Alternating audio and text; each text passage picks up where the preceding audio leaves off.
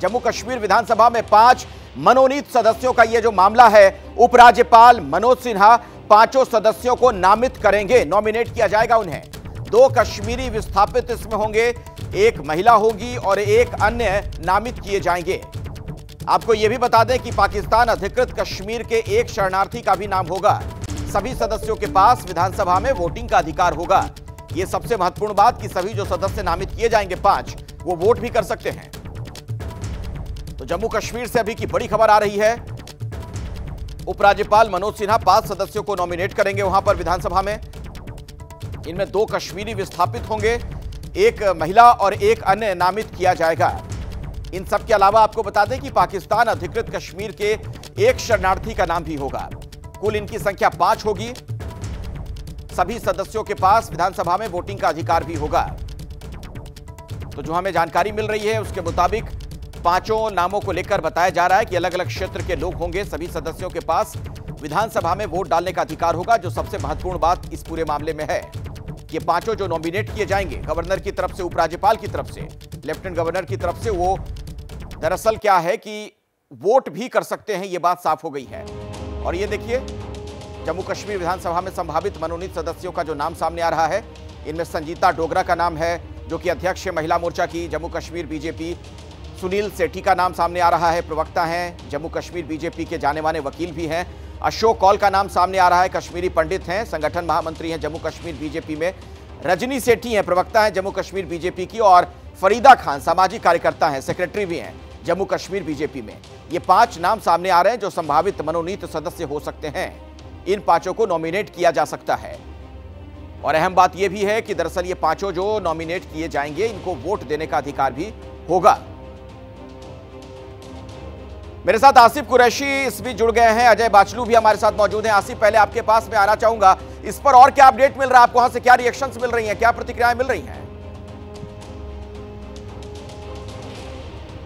अखिलेश, देखिए, जब से यह बात सामने आई है कि 5 मनोनीत सदस्यों का जो चयन होगा वो सरकार गठन से पहले होगा, तब से ही कश्मीर घाटी में सभी राजनीतिक दलों ने इसका विरोध किया है। कांग्रेस ने तो जम्मू में विरोध प्रदर्शन भी किया, जबकि श्रीनगर में जिस भी पार्टी से हमने बात की, चाहे नेशनल कॉन्फ्रेंस की बात हो, पीडीपी की बात हो, अपनी पार्टी की बात हो, अवामी इत्तेहाद पार्टी की बात हो, सबने इस प्रक्रिया पर इस वजह से सवाल उठाया कि जो नॉमिनेशन है, जो आरक्षण है, वो तो सही है, लेकिन ये हक जो चुनी हुई सरकार है उसको होना चाहिए। उनका ये कहना था कि सरकार गठन के बाद अगर इस प्रक्रिया को आगे बढ़ाया जाता, जिसमें जो सरकार बनती, जो गठित सरकार है, मुख्यमंत्री इसमें साथ होते, तब अगर चयन होता तो अच्छी बात होती। वरना ये यहाँ तक कि नेशनल कॉन्फ्रेंस के प्रवक्ता ने कहा ये डेमोक्रेसी का कत्ल होगा, क्योंकि पहले से ही 5 नामों को गवर्नर नॉमिनेट करेंगे, वो भी केंद्रीय गृह मंत्रालय के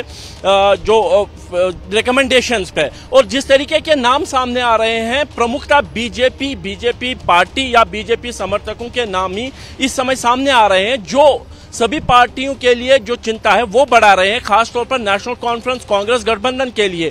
क्योंकि जो अभी एग्जिट पोल्स आए हैं उसमें जो आंकड़ा सामने आ रहा है, उसमें नेशनल कॉन्फ्रेंस को 46 से लेकर 50 तक का सीट मिलता हुआ दिख रहा है। और वहीं पे अगर 5 मनोनीत सदस्यों को भी वोटिंग राइट मिल जाएगा, जो मिडिल ग्राउंड होगा वो 46 से बढ़कर 48 हो जाएगा। यानी आपको 48 सदस्य चाहिए सरकार बनाने के लिए। और यहाँ पे इन दलों का आरोप है कि बीजेपी 5 जो है एमएलए पहले ही अपने नाम कर लेंगे, जबकि वोटिंग भी यही एक बड़ा सवाल है। मेरे साथ मेघा प्रसाद भी जुड़ गई हैं, उनके पास में दर्शकों को लिए चलता हूं। मेघा, चूंकि वोटिंग का अधिकार इन 5 के पास होगा तो जाहिर तौर पर इसमें ऐसा लग रहा है, और जो विपक्ष के लोग वहां पर कह रहे हैं कि बीजेपी का पलड़ा भारी हो जाएगा।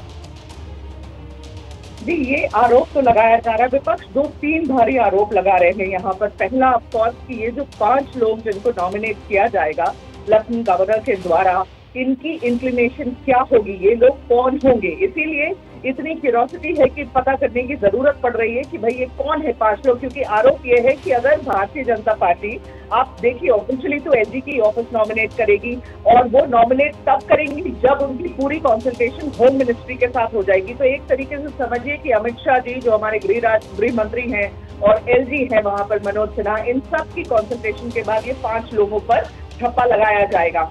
ऑफ कोर्स ऑपोजिशन को ये लग रहा है कि ये सारे लोग बीजेपी एक या दूसरे तरीके से बीजेपी की तरफ से जुड़े होंगे, ऑफिशियली नहीं भी हो, अनऑफिशियली इनकी थॉट प्रोसेस, इनकी सोच और फाइनल इंक्लिनेशन इसकी बीजेपी की तरफ होगी, इसीलिए उनका विरोध इतना हो रहा है। पर आप एक और बात समझिए, नेशनल कॉन्फ्रेंस और दूसरी पार्टियों का ये भी कहना है कि संवैधानिक अधिकार नहीं है लेफ्टिनेंट गवर्नर का, वो कुछ रूल साइड कर रहे हैं, वो कह रहे हैं कि कोई अधिकार नहीं है लेफ्टिनेंट गवर्नर को 5 इस तरीके से लोगों को नॉमिनेट करने का। बट इसी साथ में मैं आपको ये भी बताना चाहती हूँ कि ये बहुत लंबी डिमांड थी कि मार्जिनलाइज कम्युनिटी के लोगों को रिप्रेजेंटेशन देना चाहिए जम्मू एंड कश्मीर के असेंबली में, इसीलिए डिस्प्लेस्ड हिंदू जो वहां से निकाले गए थे, वो एक महिला एक पुरुष, ये 5 लोग जो है उनको फाइनली नॉमिनेट किया जाएगा वहां पर। इसलिए ये भी कहना कि भाई ये गलत हो रहा है, बीजेपी कहती है ये बहुत समय से रुका हुआ था, इसे होना ही था, मगर हाँ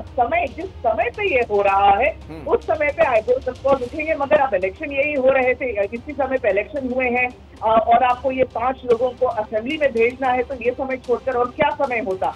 अब आपको इंतजार तो करना पड़ेगा 8 तारीख का। 8 तारीख के बाद जब रिजल्ट निकल जाएंगे तभी एलजी के ऑफिस से ये खबर आ रही कि तभी ये नाम जारी किए जाएंगे, फाइनल किए जाएंगे। होम मिनिस्ट्री के पास ये लिस्ट अभी पड़ी हुई है, फाइनल करके कुछ संभावित नाम सामने आए हैं जिनका बारे में दर्शकों को हम जानकारी भी दे रहे हैं। और इसमें एक गौर करने वाली बात यह है, अजय बाचलू के पास मैं अब चलता हूं। अजय, ये 5 अभी जो नाम सामने आए, संभावितों की बात हो रही है जो इस वक्त हम दिखा रहे हैं दर्शकों को इन नामों के बारे में, ये 5 बीजेपी से संबद्ध है, क्या यही विवाद की एक बड़ी वजह है और वोटिंग का अधिकार इन्हें होना?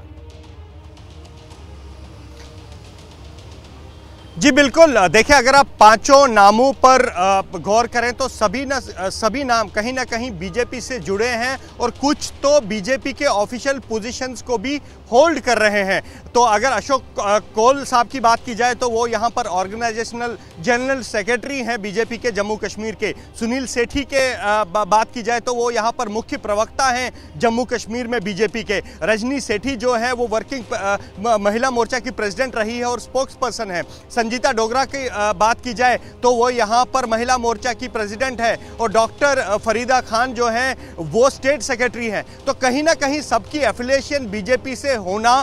और टाइमिंग की बात बता दूं कि 8 तारीख को रिजल्ट आने हैं और अब जो इन 5 संभावित नामों पे चर्चा हो रही है, इनका वोटिंग राइट होना, टाइमिंग पे होना और साथ में इन सबकी कहीं ना कहीं एफिलिएशन बीजेपी से होना, बीजेपी की ऑफिशियल पोजीशंस को होल्ड करना, यह सबसे बड़ी चिंता का सबब है। और डिबेट भी इसी बात पे चल रहा है जिस पर विपक्ष जो है सबसे ज़्यादा सवाल उठा रहा है इनके नॉमिनेशंस को लेकर, इनकी जो एफिलिएशन है उसको लेकर और टाइमिंग को लेकर। तो अब ये देखना दिलचस्प होगा कि 8 तारीख से पहले किस तरह से जम्मू कश्मीर की सियासत बैठती है और इन 5 नामों पर आखिरकार क्या होता है। जी बिल्कुल, और इसीलिए विरोध के सुर भी सुनाई पड़ रहे हैं। जो विपक्ष के वहां पर नेता हैं वो कई सवाल खड़े कर रहे हैं। आसिफ के पास एक बार फिर से मैं आपको लिए चलता हूं।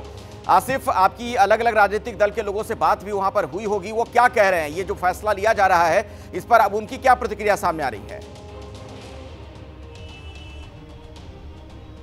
देखिए, पीडीपी के जिन नेताओं से हमारी बात हुई, हमने तकरीबन 2 दिन पहले ही उनसे बात की थी। उनमें से एक जो है इकबाल त्रम्बू, जो कि श्रीनगर के छानापुरा से पीडीपी के जो है उम्मीदवार भी हैं, चुनाव लड़ रहे हैं, उनका ये कहना है कि जो पीडीपी की ऑफिशियल पोजीशन है वो इस पे ये है कि ये डेमोक्रेसी के साथ छेड़छाड़ होगी। 10 साल के अंतराल के बाद एक अच्छा इलेक्शन जो है जम्मू कश्मीर में हुआ है और जिस तरीके से लोगों की इसमें पार्टिसिपेशन हुई है, लेकिन कहीं ना कहीं इस तरीके से 5 सदस्यों को मनोनीत करना, वो भी सरकार गठन से पहले, उस पूरे प्रोसेस पे सवालिया निशान लगा रहा है। जबकि नेशनल कॉन्फ्रेंस के जो यूथ प्रेसिडेंट हैं और वो भी एक उम्मीदवार हैं हजरतबल कॉन्स्टिट्यूएंसी से, सलमान सागर, उनका ये कहना था कि ये एक डेंजरस प्रेसिडेंस होगा। उनका ये कहना था कि जम्मू कश्मीर में इस तरीके से अगर सरकार गठन में केंद्र सरकार का दखल रहता है, इसको देश में बाकी प्रदेशों, बाकी यूनियन टेरिटरीज में भी लागू किया जा सकता है जहां पे मनोनीत सदस्य हैं। यानी सरकार बनाने में केंद्र सरकार का दखल हमेशा रहेगा, इस बात की आशंका वो जता रहे हैं। और ऐसे ही आशंका सभी दल जता रहे हैं कि ये सिर्फ इस बार के सरकार गठन की बात नहीं है, ये हमेशा के लिए एक प्रेसिडेंस बन जाएगा जो कि देश के विभिन्न प्रदेशों, राज्यों में भी लागू किया जा सकता है, जहां पे सरकार गठन से पहले केंद्र सरकार अपनी मनमर्जी 5 सदस्यों को मनोनीत करके सरकार गठन को ही मैं इस पर कुछ और जानकारी लेता हूं। हमारी पॉलिटिकल एडिटर मेघा प्रसाद भी हमारे साथ जुड़ी हुई हैं। मेघा, कब तक इसकी जानकारी आ जाएगी? जो लोग संभावित नाम बताए जा रहे हैं, कब तक बताया जा रहा है कि सरकार की तरफ से कह दिया जाएगा कि हाँ ये होंगे, इन्हें नॉमिनेट किया जा रहा है? क्योंकि कल रिजल्ट आना है विधानसभा का।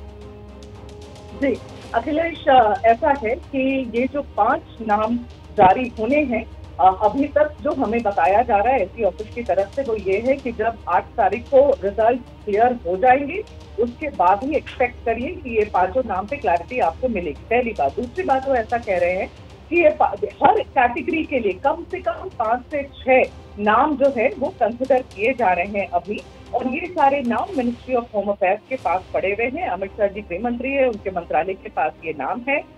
देखिए, बोलने के लिए तो ये बोला जाता है कि नाम कंसिडरेशन के लिए पड़े हुए हैं, लेकिन अभी तक तो क्लैरिटी हो ही गई होगी, कम से कम सरकार के मन में ये क्लैरिटी हो गई होगी कि ये 5 लोग कौन है। नाम जारी किए जाएंगे आज के बाद, मगर ऑफिशियली ये बोला जा रहा है कि एलजी की जो ऑफिस है वो गृह मंत्रालय के साथ कंसल्टेशन में है अभी, और फाइनली ये डिसाइड करेंगी 5 लोग कौन हैं। जिस तरीके से वहां से विरोध हो रहा है अखिलेश, ये समझना जरूरी है। मुझे लगता है आज काफी प्रेस कॉन्फ्रेंसेस भी होंगी बाकी सारी पार्टियों के द्वारा। बाकी तीनों जो मेन पार्टी है, नेशनल कॉन्फ्रेंस है, पीडीपी है, कांग्रेस है, ये सब इस मामले पर अब चढ़ गई है। ये कहेंगे कि ये गलत है, और मुझे लगता है, मुझे ऐसे इंडिकेशन अभी आ रहे हैं कि शायद कोर्ट का भी दरवाजा खटखटाया जाएगा कि एलजी ने इसके ये मूव को किस तरीके से जस्टिफाई किया। अच्छा मेघा, बिल्कुल छोटे में बताइएगा, वक्त नहीं है, बिल्कुल छोटे में बताइएगा। जो सरकार गठन की अब आगे प्रक्रिया शुरू होगी कल नतीजों के बाद, क्या उनमें इन विधायकों की भूमिका, ये जो नॉमिनेट किए जाएंगे मेंबर्स, इनकी भूमिका होगी? अखिलेश, उस पर कोई क्लैरिटी नहीं है कि ये 5 की भूमिका होगी या नहीं होगी। ये लगता है हमें कल 8 जब रिजल्ट डिक्लेयर हो जाएंगे उसके बाद ही पता चलेगा। लेकिन आपको क्विकली एक बात समझाना चाहती हूँ यहाँ पर कि ये तीनों पार्टियां, समझिए, पीडीपी अभी तक साथ नहीं दे रही थी, कांग्रेस और एनसी साथ एक तरीके से आती हुई दिख रही थी हमें, लेकिन अब कल जब फारूक अब्दुल्ला ने ये बात क्लियर कर दी है कि वो इनवाइट करते हैं पीडीपी को, इंडिकेशन मिली है पीडीपी की, ये 3 पार्टियां साथ में हाथ मिलाकर बीजेपी को बाहर रखने की कोशिश कर रही है। ये बड़ी स्टोरी है वहां से। चलिए, बहुत बहुत शुक्रिया मेघा। फिलहाल शुक्रिया, वक्त इतना ही है। हमारे साथ अजय बाचलू और आसिफ भी जुड़े हुए थे। आप दोनों का भी बहुत बहुत धन्यवाद।